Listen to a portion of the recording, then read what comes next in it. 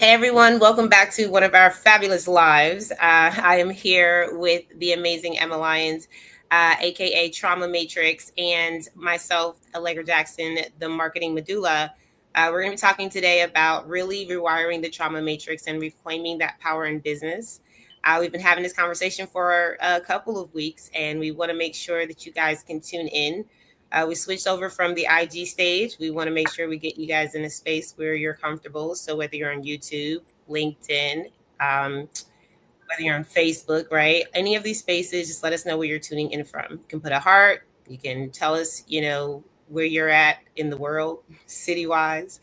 Emma is in. Are you in Mexico still, Emma? I'm still in Mexico. Yes, it's lovely and beautiful outside, I wish as I was. usual, like I every just day.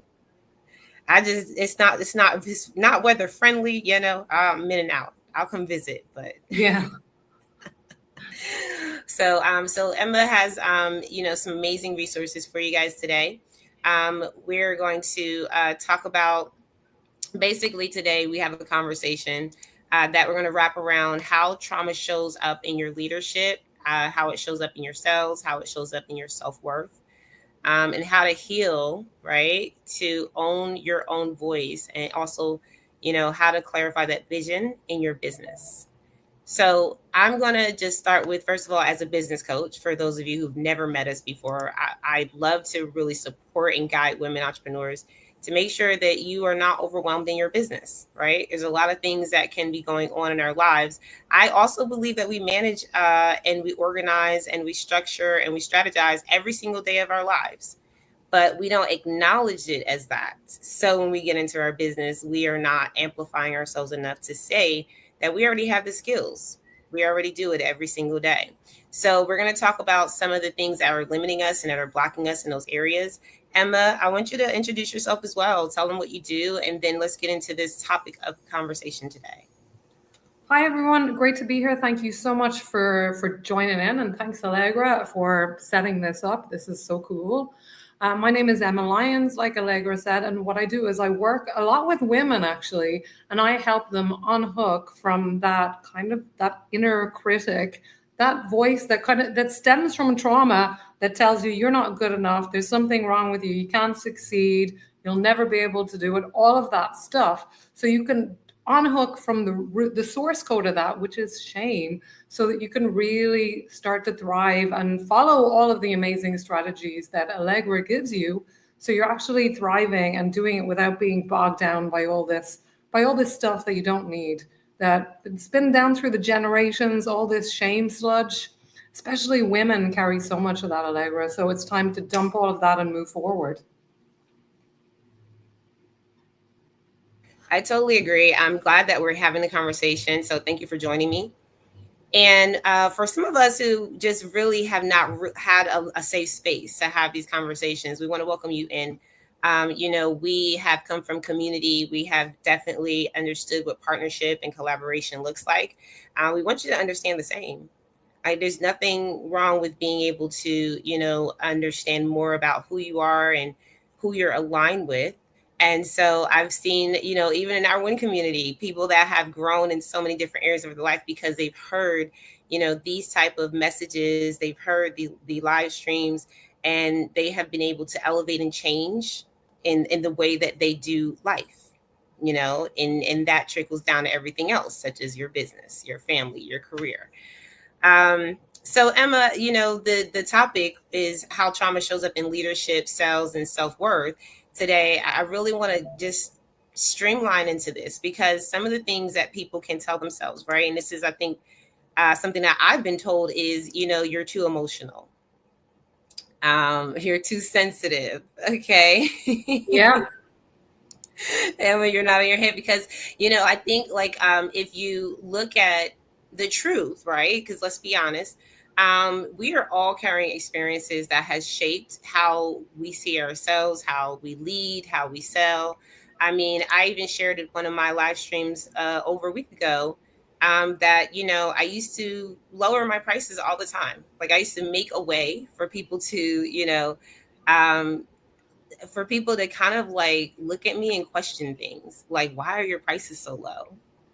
There was even a gentleman that told me, he was like, I didn't even buy from you because it looked shady. Like, you seemed like you do a good job, but the price just wasn't really giving. So I was really in my head about, based on my experiences, that people couldn't afford me, or I had to lower my prices so people could afford it. And that wasn't true. But at the time, that's what I would feel. So there are experiences that we carry that do shape the way that we sell to people, that do shape the way we lead. I think some of the things that we don't address is, the trauma, right, that we're talking about here. And and if you don't process it, it will come out, right? Like, it'll come out in the decisions that we make, right? And the procrastination, things that you don't do, the like money that you spend on coaching and then never actually put it to good use. They're just and putting it off because you're trying to be perfect. I mean, there are a million different creative ways that we get in our own way and stop ourselves from having the success that's within our grasp. hmm yeah, unprocessed trauma does not stay silent. Like, if you don't process the trauma that you're feeling, especially if, the truth is that you are not too emotional and you're not too sensitive. I had to really tell myself that. And sometimes we have to be in that place, Emma, and with the help and support of people like yourself and like myself and all the coaches and mentors and strategists out there. Like, we have to, work on ourselves as well, so we know what that looks like. um, we know what it feels like to be called too emotional, too sensitive. We know that, everything that we do, everything that we experience, that has shaped how we see what we do in our business and our life. And so let's talk about it and break it down. Well, I mean, it shows up in pretty much every way because when you have this internalized trauma, I mean, it's stuff that you get when you're growing up as a child because we live in a world that's so, even if you think, I thought my family was totally normal and cool, but I realized it was only when I was an adult that I started to see all the dysfunction that was kind of running the show under the surface. And I was the scapegoat in that family system because I was the sensitive one. I was told exactly that, Allegra. I was told, you're too sensitive. If I ever got upset, I was told that I was self-absorbed, so I wasn't allowed to be upset. I wasn't allowed to be angry. I was allowed to be sad and depressed if I was quiet over there and no one had to look at me. So what happens, we call it trauma, and it can happen with one situation, like where a parent shouts at you, but it can also be like lots of kind of micro cuts, invisible wounds that basically install this system of shame and guilt around in your system. And it's like it becomes your emotional operating system. So if you had to kind of walk on eggshells in your family, you will take that into your adulthood. If you were living through a shame-based role, like the golden child or, the scapegoat or whatever, from a dysfunctional family, you are inevitably going to take that into your adulthood, and it's going to affect how you operate, even if you're not conscious of it. Even if you are, and when you're aware, you can be, I know all about this, you can be aware of it and it can still be there. It can still be, so it requires, you need to unhook from it. But it's something that happens, I think. I think all humans, we live in a very dysfunctional world. So it's kind of all this, I talk a lot about shame being the currency here, being like the code of this trauma matrix. And this comes from everywhere, especially as women, Allegra. We are bombarded with shame all the time. Women are too fat, too thin, too ugly. Your teeth aren't straight enough. You're not the right color. You're too dark. Got too much cellulite. So we're just, as women, we experience that shame, and we also, as women, we shame each other. We're like the crabs in the bucket pulling each other down. So there's this real culture of shame that makes us, lash out against other women. And also we have that internalized shame that lashes out in ourselves, oh, you can't do that. You can't put that offer out there, and it can be so vicious and so malignant. And even just quiet shame under the surface, it can really put your whole body into fright mode where you actually can't move. It's not like your mind is thinking, your whole body just goes into freeze. And people pleasing, that's another one That's another trauma response where you go into people pleasing, and you've just been talking about, lowering your prices. That's fawning. That's trying to people please. That's trying to be liked by everyone. But as you recognize from your story, like people don't take you seriously if you're always bowing and trying to make yourself likable to everyone, because people think, my God, she doesn't know what she's doing. And because you're not taking yourself seriously, you're not standing up for yourself, people think that's how you operate in business as well. So Hmm. how you do anything is how you do everything, and it's also how people see you. We get this kind of dysfunction modeled to us as normal in our society growing up, and then we act that out. We use shame unconsciously, and that shame, it becomes like the malignant normal. And it's time we really, as women, we need to break up with this once and for all, because it's toxic for us, it's toxic for our kids, and also it's toxic for businesses and everything that we touch. Yeah, it's all a mindset shift. So, we have to start with how we think about these things. And y'all, listen, I'm guilty of it. I'm definitely one person that, like I said before, I've lowered my prices. I've belittled my standard. Right. We're going to talk about how trauma shows up in leadership. If you're in the room with us, shout out to you, because that means that you are really betting and investing on yourself. I do want to know how this makes you feel, right? This conversation is really about receiving. Emma, I think that you were the first person I've ever heard talk about really that everything, even around money blocks, is all about receiving. Um, Yes.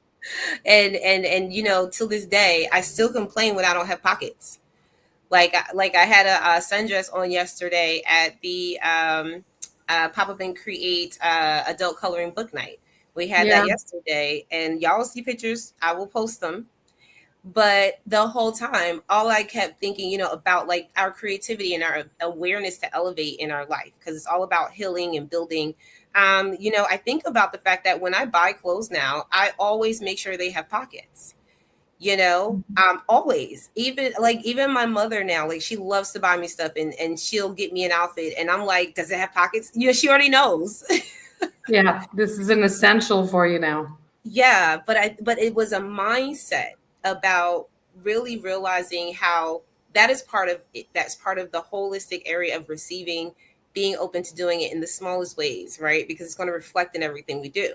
So let's Yeah. talk about how trauma shows up in leadership, because you talked about it, Emma, and Yeah. and I want It, to elaborate on these four parts, and I want to hear your thoughts go about ahead. what you would say to some, what you say about them, because I think they're so true. The first one is how trauma shows up in leadership is micromanaging or avoiding Oh, delegation. that is a huge one, because when you are, living from this place of flight, fright, and freeze, which is basically trauma response, one way that we can manage that is we try to control everything. So that means we don't delegate. We're like constantly, and oh my God, I have to make it work. I have to make it come out like I want to, and we become super controlling. And as well as that being really unhealthy for us, Allegra, it also stops things from working, because when you show up in that mode, you are the opposite of magnetic. People see you with the clenched jaw, and they're like, "Oh my God, who is that person?" That's you are kind of you're giving off the opposite vibes to magnetic. People are like, "Oh my God, it's kind of aggressive," and you might not mean that. You might not even be aware of that. And that's the thing. It's like the trauma, this trauma response of trying to control is just there under the surface. And I know about that from firsthand, because that was my trauma response. Trying to control everything. My trauma response was like building walls, so becoming invisible, and then trying not to let anyone get too close to me so that I couldn't be hurt again. And then at the same time, I was trying to show up. So I was pulling myself in two directions. And that's why things didn't really work until I worked through that and learned how to let go of all the shame that I was carrying. That really meant that I had to build these walls and protect myself from being seen. So that is a huge one. trying to be in control, not letting other people do it. It's and not trusting, because you have to. One thing about receiving, receiving requires an open palm. If you're clutching and trying to control, you're like this. That's not receiving mode. That's fighting mode. You know, you to receive, you have to open up. Thank you so much, guys. Thank you. They put it in your palm. That's the receiving mode. You need to surrender.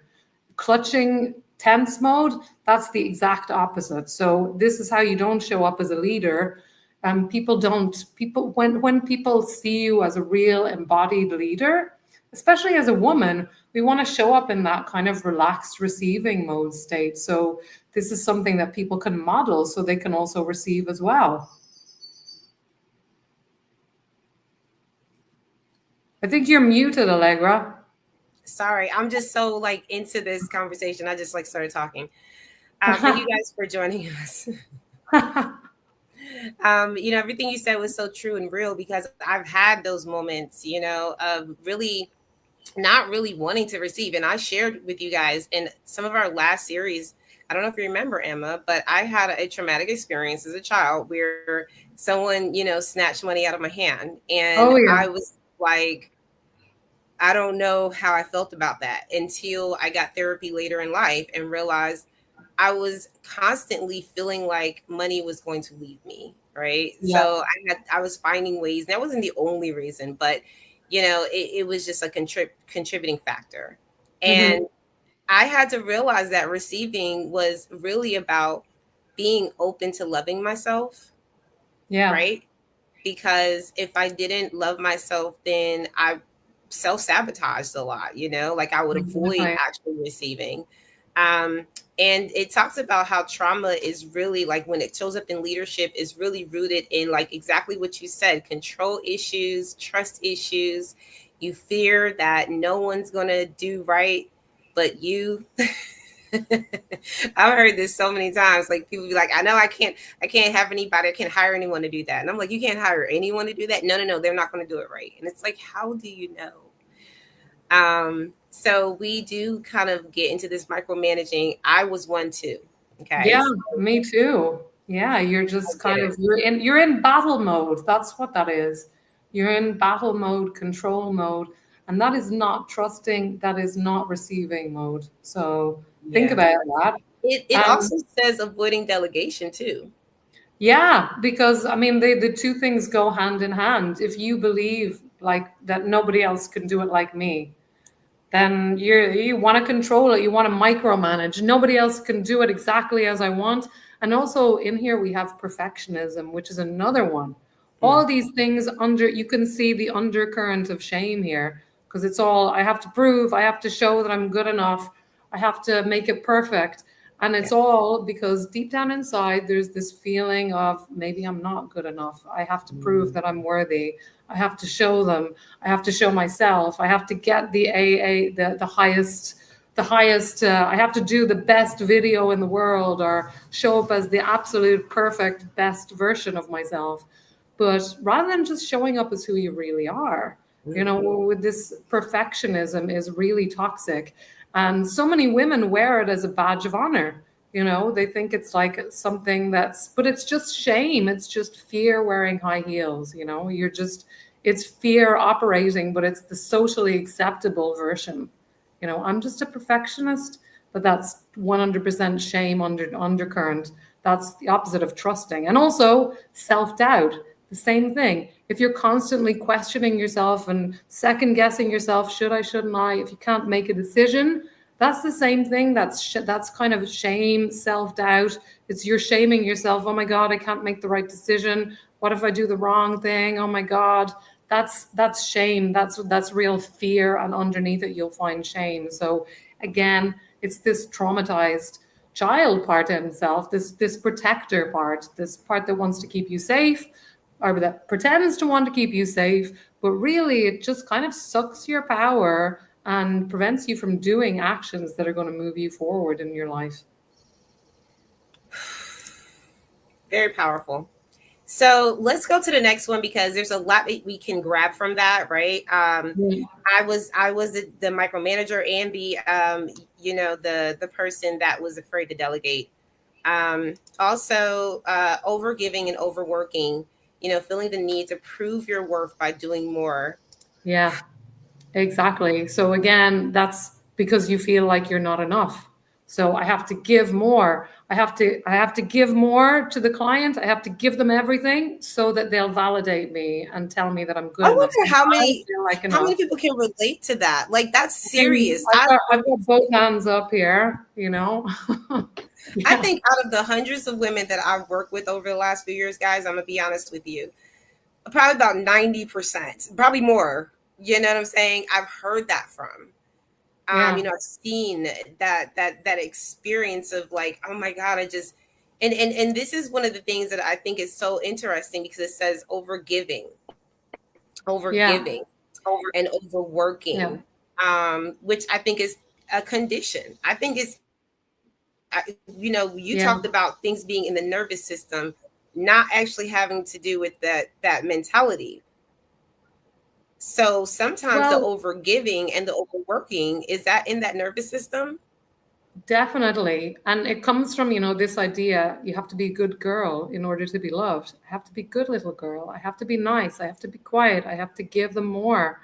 So this is why we give so much. We overgive because we feel like we want to satisfy them. It's a fawning response. It's what they call flight, fright and fight, and there's also fawn. That's one that's not always talked about, but I think that's a huge one for women. Because when we're in that traumatic responses, a lot of people they just kind of go into freeze and just let people do whatever they want, let themselves be walked all over, even though they know that's not what they want. But their body kind of overreacts, body kind of overcompensates and says, right, this is just we let them do what they want so that we can survive. So we kind of just open ourselves up into that. And it's not just about mindset, it's about your whole body is kind of on lockdown. It's the good girl. You want to be a So good that girl. would sometimes require, well, I Yeah. can relate to that. I was raised in a family where,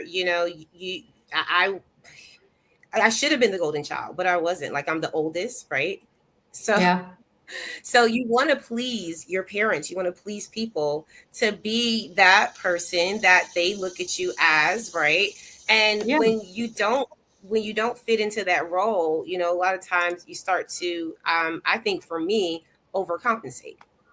Oh yeah. Try and just do things to show and prove that no, no, no, no, no, I am that golden child. I am the daughter that you want, that perfect piece, that fits the puzzle. And when you talk about overgiving and overworking, I think we have to assess that, because if I didn't have a moment in my life to actually sit back and separate myself, right? Because when I was growing up as a kid, I couldn't separate myself. I didn't have the ability to be like, I don't want to be that, right? Like I was just Yeah. learning. But once you become an adult, guys, we have to start to think about our lives as our own. And that requires, reassessing where we need to unlearn things. And that's really what this is about. It's about unlearning, things that are maybe in that nervous system. Emma even gave us an assignment last week to pay attention to the things that may, cause that shame, things that may push you in certain directions. Those silent, narcissistic thoughts that we have in our own minds that we've adapted from others, that now we say to ourselves every day, right? Like, oh, I'm fat, or I'm not capable, or I'm not this, So overgiving, overworking, that's one. I want to call two more. Another one was fear of visibility, like staying small or behind the scenes because, past experiences have taught you that being seen is being, I guess, unsafe. That's exactly it. And that was one that I struggled with a lot. So it's not just about showing up. When I had such fear of visibility when I started out. I remember the first YouTube video I made, or the first Facebook video. That was the first one. And absolutely terrified. Like I don't think anyone even watched it, but the amount of fear that was like running my nervous system at the time was just wild, because I was the invisible. I learned as a child that, to be safe, you got to just be quiet, be invisible, and don't draw attention to yourself. So this was the whole wiring in my nervous system. So that's a huge thing that I'm still, I'm overcoming. And as you get to the next level, like, and you expand even more. But that's been a key piece for me, this visibility piece, allowing myself to be seen. And also when I do show up, allowing myself to be seen fully, because there's a way of kind of showing up and doing the things and still kind of holding back, still kind of hiding. Because I know you can say exactly the same thing. And I've seen this with my clients as well. You can say the exact same things. I had one client who, before she worked with me, she had the sales script that, and everyone used to kind of try to bargain with her on the price. And after we worked together, she did the exact same script, and no one tried to bargain with her anymore. So it's not just about showing up and running through the script. It's about the energy that you bring to it. This is what really makes people drawn to you. So you can show up physically, but be actually checked out. And that's not what we want. We want you to be like embodied in your power when you show up. Not just reading robotically or just speaking. You want to speak with passion. So people will feel that and want and resonate with that and want to know more about what you're doing. Yeah.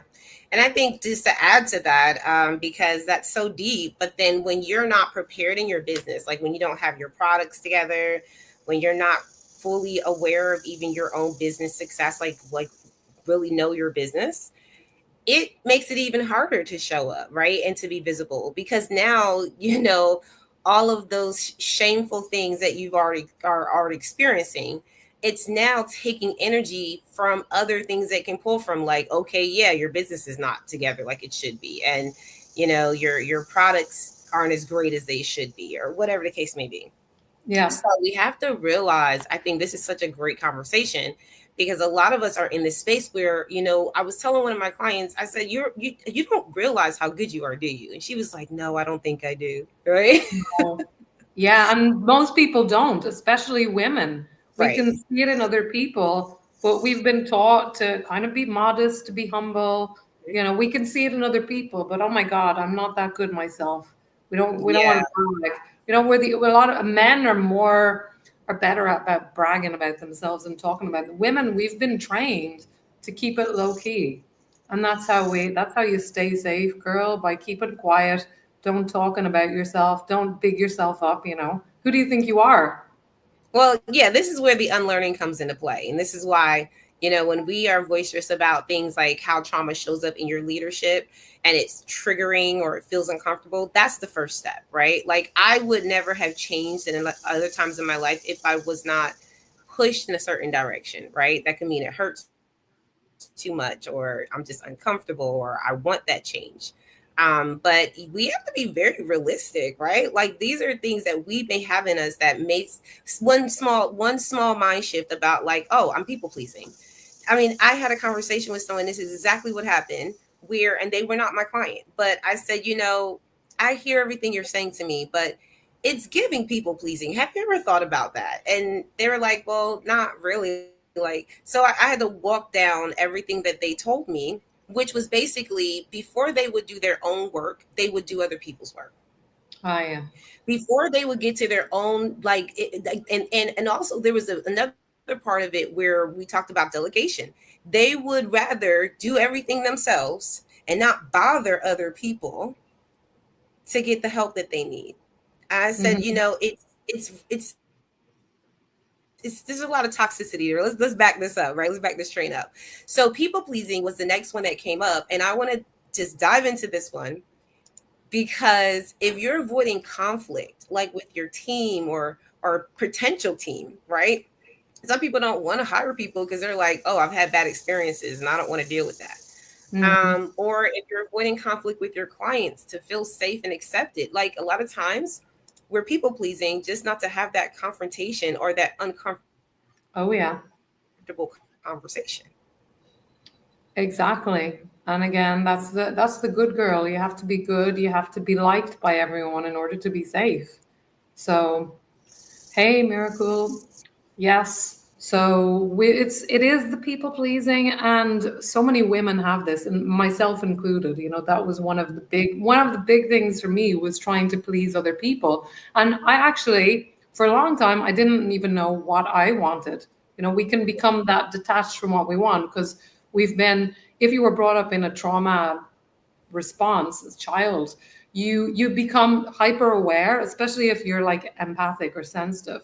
We can we can become hyper aware of what everyone else is doing in the room. Oh my God, Allegra's feeling a bit, she needs this, and that person is, we become super aware of what everyone else is feeling, but we never figure out what we want, or what our own needs are. Our Yeah. needs are here, and everyone else's needs are much more important.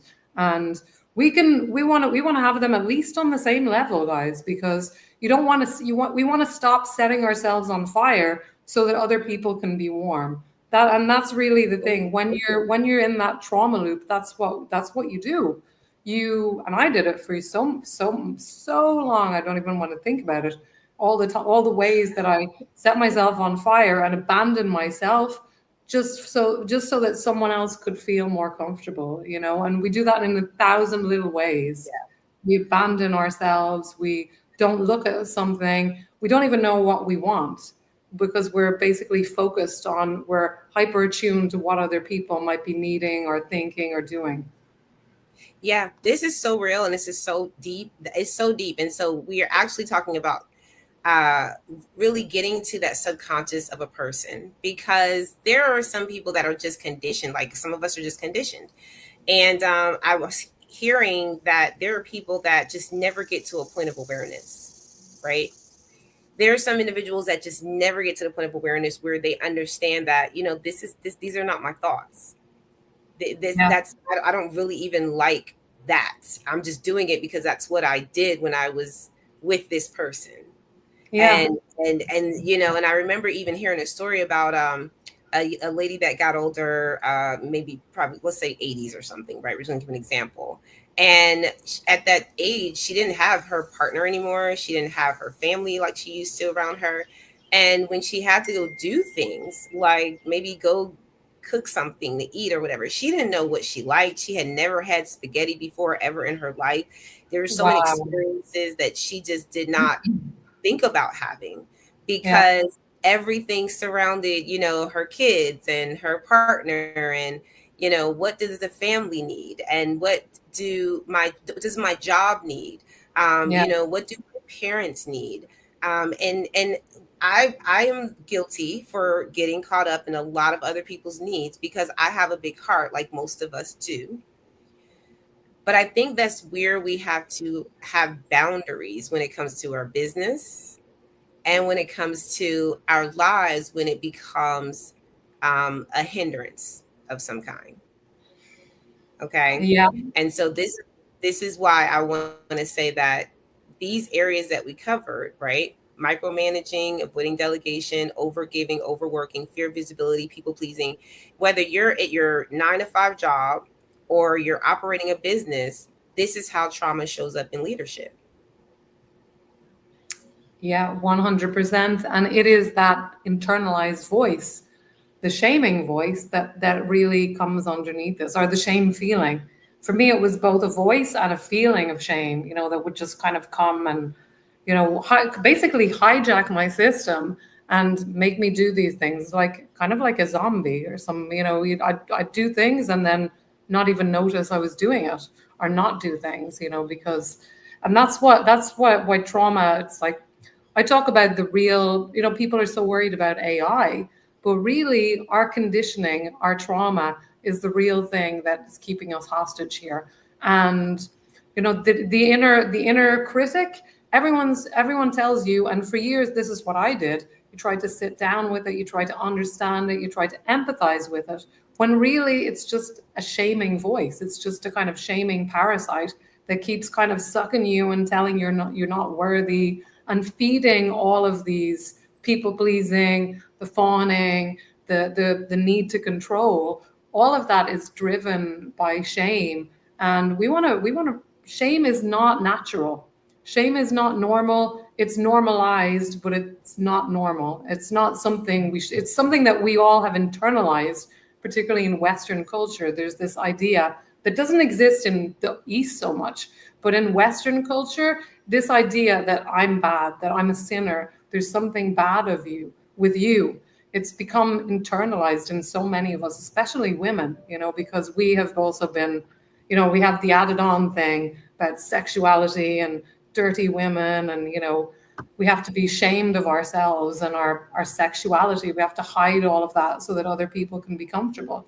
And this, it just means that shame is driving so many women, and it's unconsciously. It's not that they're controlled by, we're all being controlled by it, but we can't even see, how that is operating. So we want to totally claim our power, take our power back from this, because shame doesn't help you. Shame is always about control and power and domination, and never really, it's never helping you grow. I think that's the biggest lie that I learned, that this shaming voice, it has your best interest at heart. That's what I thought for years. But really, it just wanted to keep me small in my little box and to control me. And to break out of that is really coming out of the cage. Yeah, that's powerful. Leadership isn't about control, right? Like it's No. just, how you hold that capacity and learn how to delegate with grace, Yeah. right? You're not a perfectionist. Got to be compassionate, guys. And also, trauma does show up in other ways. So we'll quickly go over this because, I'm very mindful of time. Emma, thank you so much again for joining me in this, weekly live stream. Guys, if you like the live stream, if this is something that you feel connected to, I want you guys to join us every week because you never know what is going to come out of this conversation. I've had conversations in the past, Emma, that still to this day people go, "Oh my gosh, that was such a great conversation." I'm like, "That was over a year ago." So Really? Wow. you never know what girl, it's stuff that we've done in so long ago, and people will watch, and it will come across their feed based on what the algorithm is doing somewhat, but we never know. We never know. And so we want you guys to tune in every single week if you can, just to make sure you can level up. I mean, this is a serious thing. It's not one time, one hit wonder. We all kind of grew up learning a certain way, and now we have to take time to unlearn that. It's not going to take a day. Yeah. So the next part is how trauma shows up in sales, guys. This is going to be very interesting. Real quick, Emma, it says that trauma shows up when you undervalue your offer. So that means like you have a product or a service, and you hesitate to actually charge what that real value is, right? Because deep down inside you may fear rejection, or you think you're not good enough. Like, who am I to charge that much? I'll Yeah. give you guys an example after you comment, Emma. That's so true. And particularly if you're selling a product or service that you're doing, this is when it becomes difficult. You ever notice that it's really easy to sell someone else's stuff? You don't have that freezing. You don't have that, oh my God, fear. What are they going to think? It shows up when you're trying to sell your own things. That's because this fear is about you. It's about, oh my God, I have to do it perfectly. Oh my God, I'm not giving them enough. So it's that again, it's the shame in the operating system here that makes us undervalue what we're giving, or feel like we have to give more and more in order to make everyone super satisfied. Even though some people are going to like you and some people aren't. Some people are going to be drawn to the way you're speaking, and someone is going to be drawn to someone else, and that's okay. You want to attract your people, and that means being in alignment with who you are, and also recognizing the value that you're giving, and valuing, and setting a price that's appropriate, that feels good for you and feels a valid exchange of energy. Otherwise you're going to end up, and I've felt this, you can end up kind of secretly resenting your clients. If you're basically giving away your stuff for a few pennies, you end up resenting them, and that energy is so repelling. And it's also soul destroying, because you're struggling, you're giving people real value, and also people don't value the cheap stuff. That's just a fact of human nature, right, Allegra? If you're selling something for like $5 Yeah. and the same thing is for like $500, you're going to value the thing that's $500. You're going to do all the work instead of, I've bought courses for $1 and I've never gone through them. But it could be, I'm sure it's really good. So we want to value ourselves appropriately so that we show that we're taking ourselves seriously and other people are taking us seriously on that same level. Yeah. There's a quote that says when people pay, they pay They attention. pay attention. There's an Yes. actual quote that says that because like if I pay $100 or $1 opposed to $1,000, I'm going to move quicker paying a Yeah. thousand dollars because That's human I want to get nature. my You're going to money's worth. show up.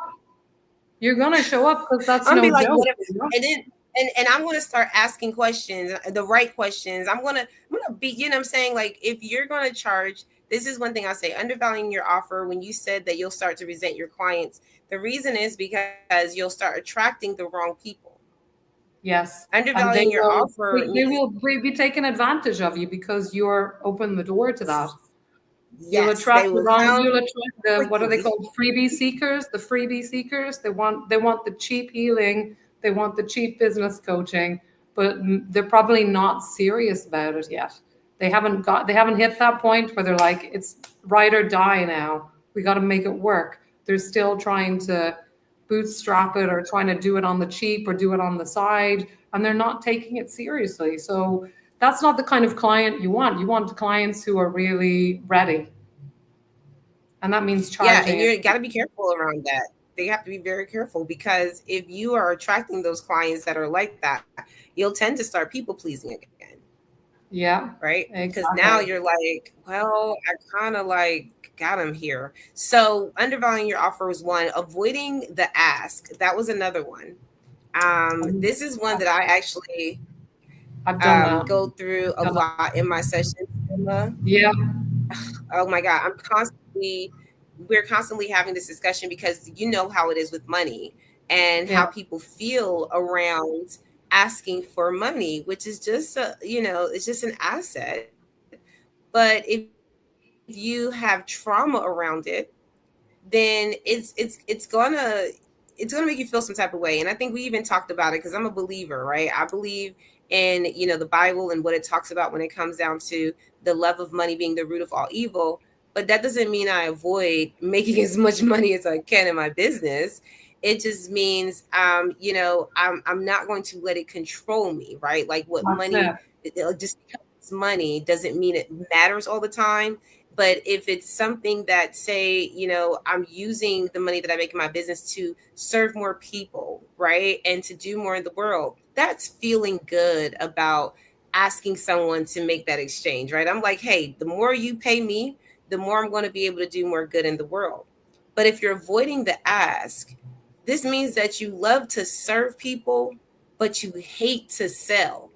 And that ain't good because you're actually thinking that selling is equated with manipulation, or what did you say, Emma?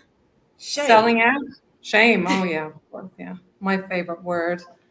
Yeah, it's like we think it's the kind of way of selling out. And this was me when I started, for many, many years. I struggled to make the ask. And I remember, and maybe Allegra, I think you might have done this as well, talking to someone and kind of adjusting my price, thinking like this was the price, and then talking to them and thinking, oh my God, this person doesn't seem to have much money. And then I did give them like a special offer, a special discount because I tried to please them. And it never worked out, because it comes from a place of desperation. And I'll openly admit, like, I have been in those desperate spots where you like need the money. You're like, and again, you're coming to from a really kind of controlling, I have to make this thing work. And you're not asking. There's like a tension there, and people pick up on that. And that's when you get people saying, they get kind of it's a fear. This is a fear of rejection when you avoid the ask. It's really this fear, oh my God, they're going to reject me. So we try to please it. Maybe if I make it cheaper, maybe if I give you like a discount and we could spread out the payments into a million different payments and you can pay me whenever. And it just becomes people don't take you seriously because, quite frankly, you're not taking yourself seriously either. So how can you get make the ask when you're not taking yourself seriously? Whew, this is deep. So before we go to the last one, because there's a couple more, I just say like this is really powerful in making sure that you understand your own value and your worth, because they can't buy your worth, right? They can only buy the value that you put into the package of pricing, and when you're talking about this concept of it being like you feel that selling is manipulation and it's shameful. I've had so many conversations, Emma, with individuals, especially women, who Yeah, really just have never, the reason why they have never sold a product, a reason why they never really sell like they want to, is because they just don't ask. That's it. It's not about the fact that they're not good. They're excellent at what they do. yeah, I mean, they can do things that I've seen no one do. And because they're not willing to just say, hey, in order for me to do that for you, it's going to be $500. Here's the link to buy.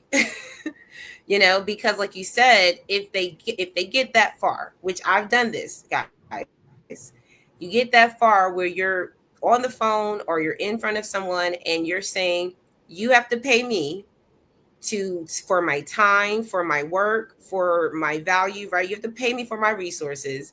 And to have someone look you in your face and say, nah, I'm not going to do that. That feels like rejection. But the yeah, truth in business, and this is why we have like a lot of mindset shifts, right? In conversations. The truth is that in business, it's not about you. You're actually selling a product for your business. So if you were working for a company and someone and you were in a sales department and someone said no, you wouldn't sweat it, right? Because you'd be like, okay, I tried. I'll get the next one. I'll get the next one. Every single no is getting you closer to your yes. So in order to get to your goal, like making the sale, getting the partnership, right? Making the product, creating whatever, before you get there, you have to actually be getting as many rejections, as many no's as possible. The more no's that you get, the more successful you will be. So we have to stop avoiding asking for the sale. And Emma can help you with that shift when it comes down to really getting that trauma out of there. That stuff is stuck in our nervous system, it's stuck in our minds too. But if you don't realize that that's what's holding you back, then we can identify just through these points here, avoiding the ask. If you haven't asked for the sale and that's what's holding you back, then there you go. That's where you're having the issue. Codependent selling. This is another area that shows up how trauma shows up in sales.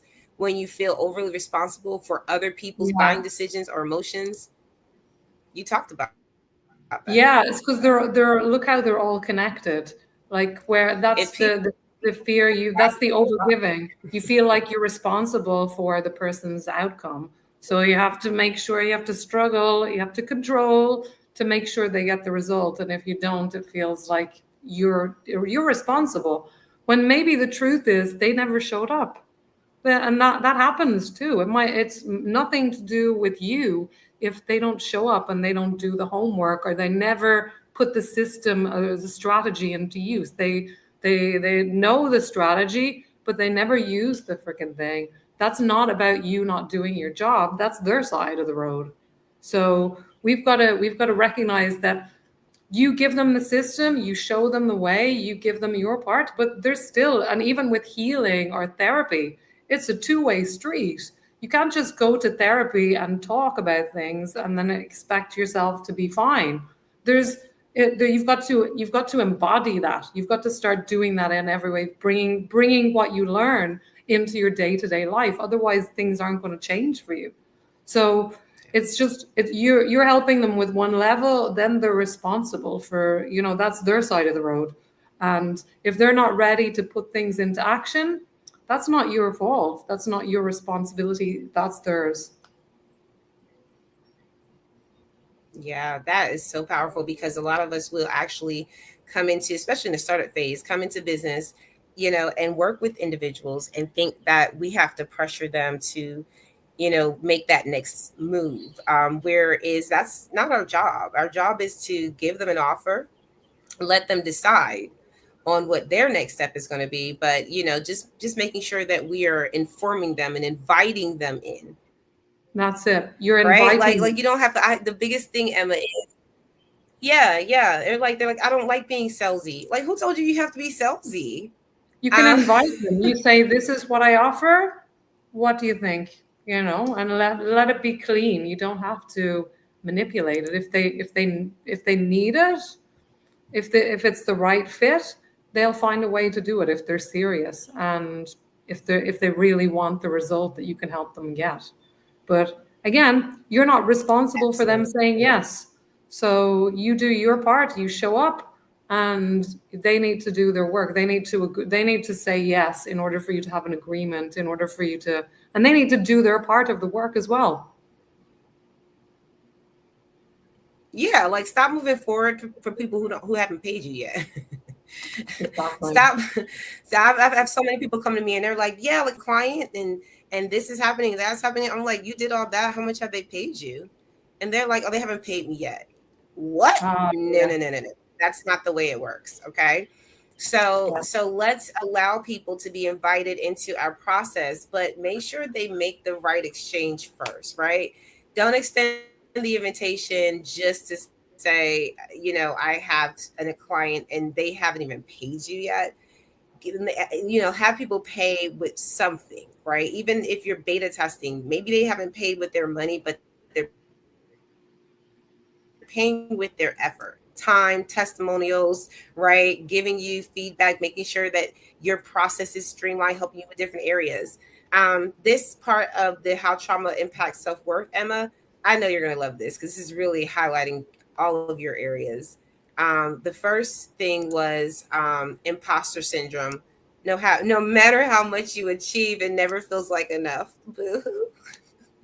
Well, yeah, and that shows you that it's not about achievement. I was just thinking about, the inner voice that you have to get an A, you have to do it this, you have to be perfect. And then guess what? When you get that A, the voice is like, "Oh, it's not good enough. You need to do better. You need to get the next thing." You're never satisfied. And that's kind of what imposter syndrome is. You're never enough. There's this constant struggle for more and more. And when you're in these positions, you feel like, "Oh my God, I shouldn't be here. People are going to find out because I'm not worthy." Again, guess what it's coming down to? It's coming back to that shame again.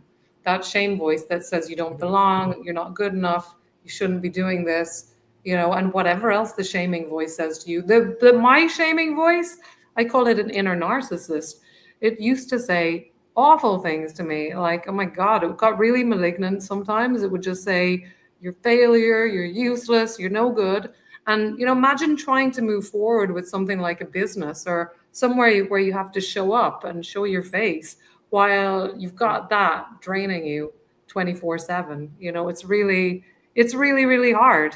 So it's no joke, but it is you're not an imposter. You're doing it. You're one step ahead of the people. And I know it's one thing to say it, and then it's another thing to really embody it, because these are like belief systems and structures that we've internalized to keep ourselves small. And we want to break out of that imposter syndrome. It's just shame. Shame is not natural. Shame is not normal. Shame is normalized in our culture, but it's not normal. We Yeah. want to break out of the cage of shame. Yeah, I totally agree. And this is something that, I think we have to really just internalize, right? Like as we're speaking, I'm always thinking about like, is this an area that I need to be focused on right now? And so, imposter syndrome, it has come up, and I know people play with words and they go, "Oh, I don't like using that word." It is what it is. Is basically, no matter how much you do, no matter how much you achieve, no matter how much you win, how much you succeed, you never feel like it's good enough. No. And, that's a very depressing feeling. That's a very depressing place to be. So we want to make sure that we change that narrative. So you're not feeling like you can't shift into a mindset of, say, for example, like, we love to affirm ourselves. It doesn't matter if you're a business owner or not. I tell people all the time, people have spoken into your life all your life. When have you spoken into yourself? When have you actually told yourself, how worthy you are, how visible you are, how at peace you are, how much you deserve to be loved and adorned and protected and provided for? Like, I think we have to own up to all of these ways that, we experience trauma in our self-worth. Because that's all you have, yo. Like, and self-sabotage is another one that came up where, a lot of times we delay things, right? Like, we avoid showing up and we hide. Procrastination. Yeah. Self sabotage. There's so many different ways. And yeah, again, the root of it, we can all trace it back to shame. So self sabotage is when we kind of put secret roadblocks in front of ourselves and we look like we're trying to move forward, but really we're putting up all these impediments and procrastinating and perfectionism is one of these, the way we sabotage ourselves. And we procrastinate because we're waiting to be perfect or we're trying to control it. So many of these things mix into each other. And yeah, I think so many women, I used to really be focused on self sabotage, but now I really see that shame is the kind of undercurrent of all of this. And yeah, it's really, you are your own. There's that African proverb. Have you heard it? When there's no enemy within, the enemy without can do no harm. Have you heard that, Allegra? It's Yep, sure it's have. so true. Nobody else can sabotage you, really. You're the only one who can stop yourself, and you're the only one that can set yourself free as well. You're the only one that can sabotage your success. You're the only one who has that power to stop yourself and to Yeah. sabotage your growth and business success. And it's so important that you want to embody not just the part where you become successful and are empty inside, and feel like an imposter the whole time. You want to align success where you're doing something that really sets your soul on fire, and that fulfills you, and where you're making all the money that you want as well. That's what aligned success looks like. It doesn't look like just doing something out of obligation and feeling like a failure, even though you're super successful and have achieved all the things. We want aligned success where we're not sabotaging ourselves. We're in a constant growth and expansion, and just expanding ourselves and making money and thriving. Really, this is about thriving and not putting roadblocks in the way of that anymore. Yep, I love every bit of it. And the last part before we talk about, how to really heal and reclaim your voice and vision, guys, because Emma has some solutions for you. I want to talk about the comparison traps, which this is really, Ooh, I've yeah. heard this a lot.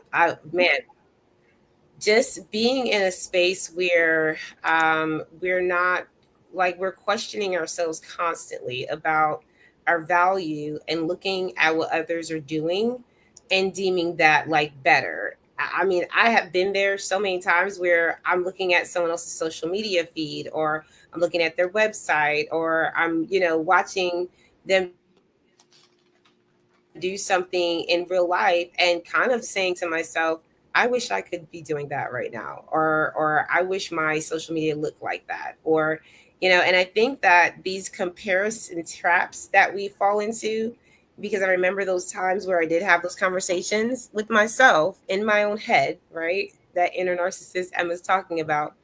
I was already hindering myself from opportunities.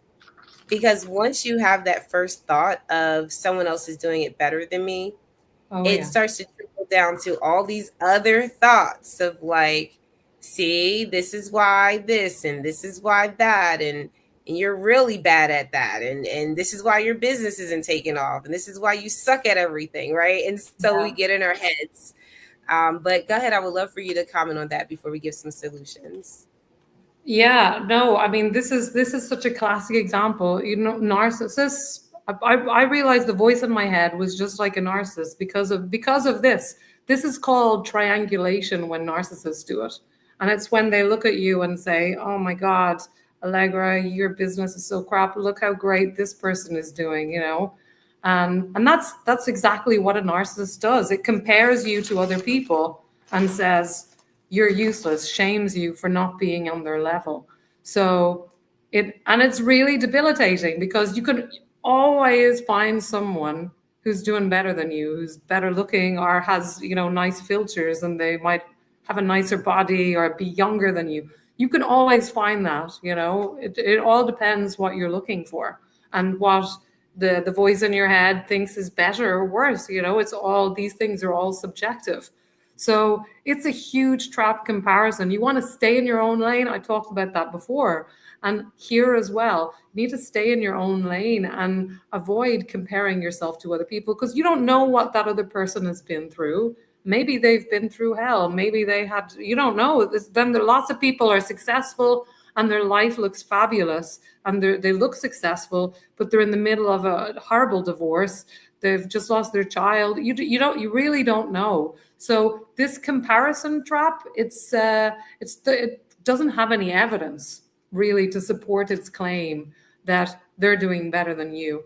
It's just all circumstantial evidence, again, to make you feel shame, to keep you in your little box, to keep you safe, to keep you down, to shame you into submission and control you. Man, okay, so let's get now that we've identified how trauma impacts these areas, let's give some solutions for you guys to really look at how to heal and reclaim your voice and vision, right?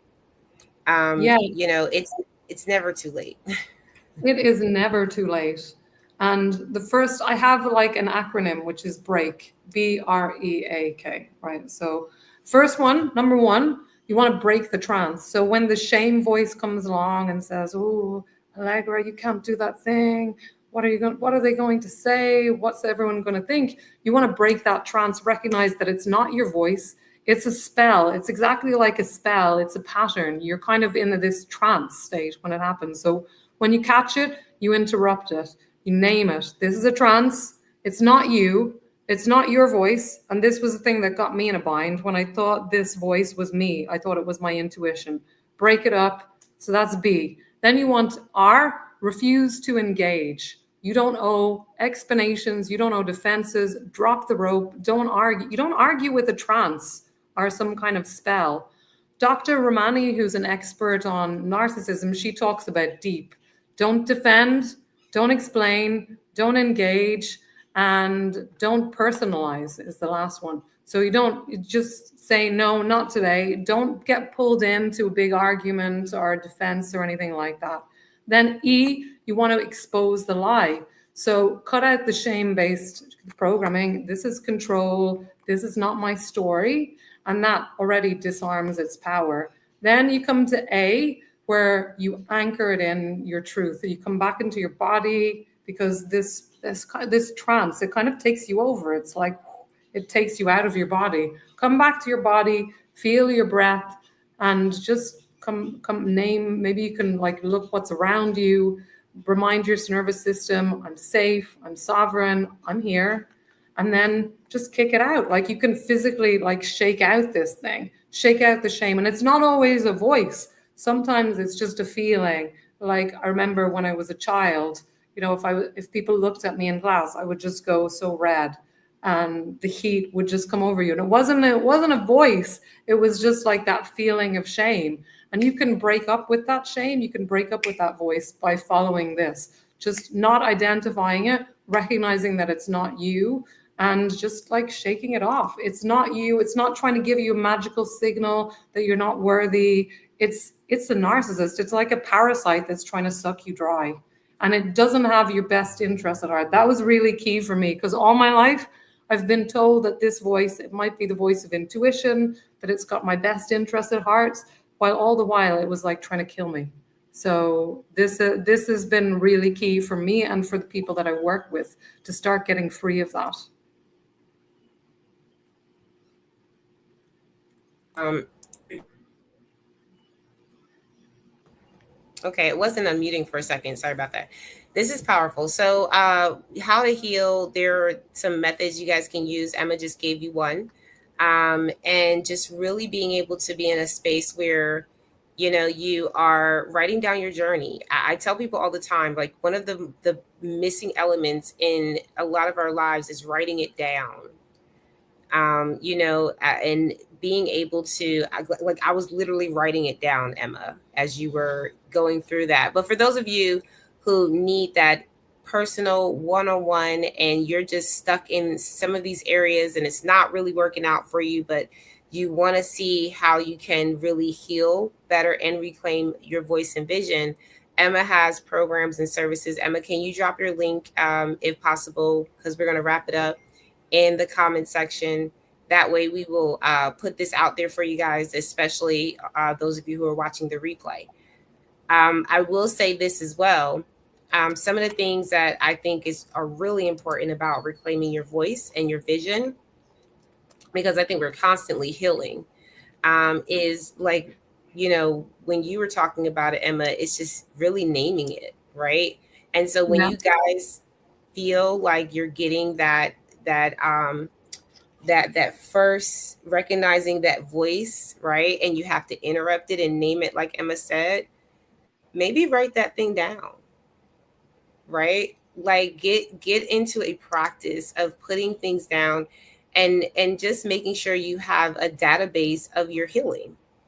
I don't know how many times I've gone back to things that I've journaled about and I go, oh my God, I got through that and I didn't even realize I got through that.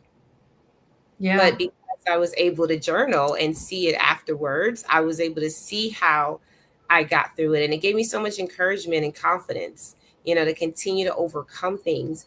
And so, awareness is the first step, guys. So Emma said, name that thing, and give yourself grace. Like, you've come really far. You have survived 100% of your bad days. So I love it's, that actually. I might steal that off you, Allegra. That's great. yeah, I got that from somewhere. But you're not alone. And many women carry, like, I mean, powerful women carry trauma, like you said, Emma. Like, we're normalizing it, right? But I want you guys to realize, like, give yourself grace, but no, you're not alone. Like, there's communities, like there's Women into Networking, there's other communities I've been a part of, as far as like Girl to Girl. I haven't been a member yet, but I've seen their amazing experiences together. Shout out to Healing While Building community with Lashana West, one of our Win corporate sponsors, right? When you get into spaces with other women who you can talk to, you can share like-minded conversations with, and you can talk about maybe some of those traumas that come up. Like, I've had so many conversations about self-sabotage and imposter syndrome and perfectionism and people pleasing. We just talked about it Yeah. yesterday. And the So shame voice will try to tell you that you're the only one in the world who feels this way. You're the only one who's this bad. You're the only one who ever feels that way. That's what it says. And it's just a complete lie. yeah, don't believe it. You're not alone. We're examples here on this stage to show you that there are powerful women that, we carry traumatic experiences. Doesn't have to be who you are. Also, replace, like those reactions, like we call it being reactive versus being responsive, right? So, like Emma just said, like, get with those habitual grounded responses. And I think that takes us being intentional about our accountability system, who we're working with. I have coaches, mentors, support systems to really check me, because what's in your head comes out your mouth. So let's just be honest, if it starts in your head, it will eventually come out. That's why your clients are like that's why some people who want to be your client or who want to buy from you, that's why they run away. And we don't even realize we are saying these things. So you want to have an accountability system, and make sure that you know like as you move forward, and we're going to be talking about this next week, Emma, I'll join us next week. Myself and Emma will be having another live stream series. Uh, Basically, in this series, we are bringing up different topics surrounding the trauma matrix, right? It's a huge thing because it surrounds our entire life pie. And Emma has the resources to really support you to navigate forward and just remind yourself, right? Like you're creating from, your healed place, right? You don't have to stay stuck or unhealed, or you don't have to feel the way you feel. I know a lot of people go through depression a lot and they feel lost and unwanted, and you don't have to be there. You can actually create from a space where you are healing and you are constantly surrounded by the right support. Let's see if Emma dropped her link in the comments. Did you get it in there, Emma? No, okay. We'll put it in the comments later. Oh, it's in a private chat. I gotcha. Let me get this. I'm going to put this in the comments for you guys. Emma, do you have any? Oh, you're on mute, I think, Emma. It was me speaking.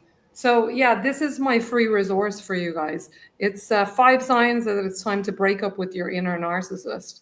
So, it's an amazing tool that's going to give you like 5. If you're thinking, oh my God, maybe the inner critic is more than just an inner critic in my case, this will give you the signs and some tools about how to recognize it first of all, and how to start breaking free of that.